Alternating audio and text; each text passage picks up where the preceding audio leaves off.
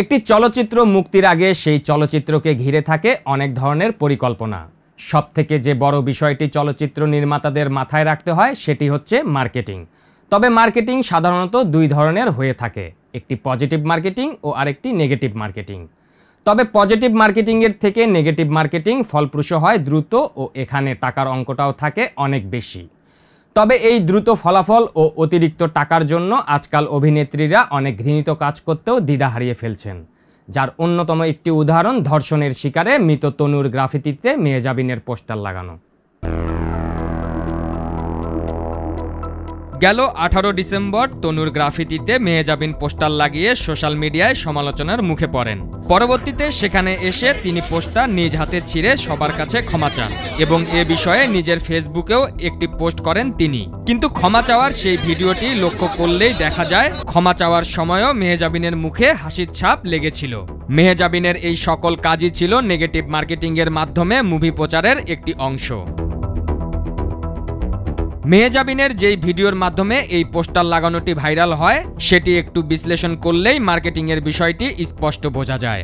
Viral হওয়া ভিডিওটিতে দেখা যায় মেহজাবিন যখন তনুর গ্রাফিতির উপরে পোস্টার টাঙাচ্ছিলেন ঠিক তখন থেকেই লাইভটি শুরু করা হয়। এটা কোইন্সিডেন্স হিসেবে অনেকেই ধরে নিতে পারেন। এবার আসা যাক, মেহজাবিন কি তনুর কথা জানতেন না? যদিও এই প্রশ্নের উত্তর মেহজাবিন পরে দিয়েছেন, তিনি ভালোমতোই অবগত তনু বিষয়ে। ধরে নেওয়া যাক তনুকে চিনতেন না মেহজাবিন, কিন্তু তনুর সেই গ্রাফিতিতে লক্ষ্য করলে স্পষ্ট দেখা যায় সেখানে ইংলিশে বড় করে লেখা who do you call when the army rape.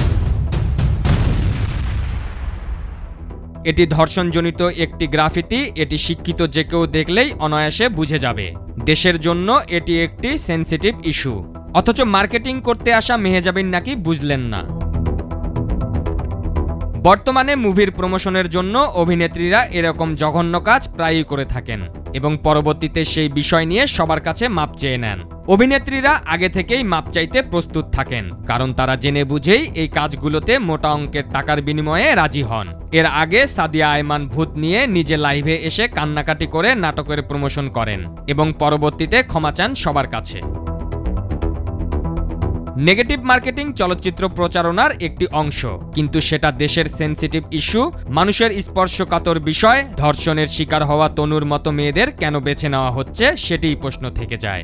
নেগেটিভভাবে marketing করার অনেক উপায় আছে, কিন্তু মেহজাবিনের মতো গুণী অভিনেত্রীরা যখন এরকম ঘৃণিত কর্মকাণ্ডে জড়িত হন তখন এটি জাতির জন্য আসলেই অনেক দুঃখজনক। পারভেজ মোশাররফ, ভোরের কাগজ।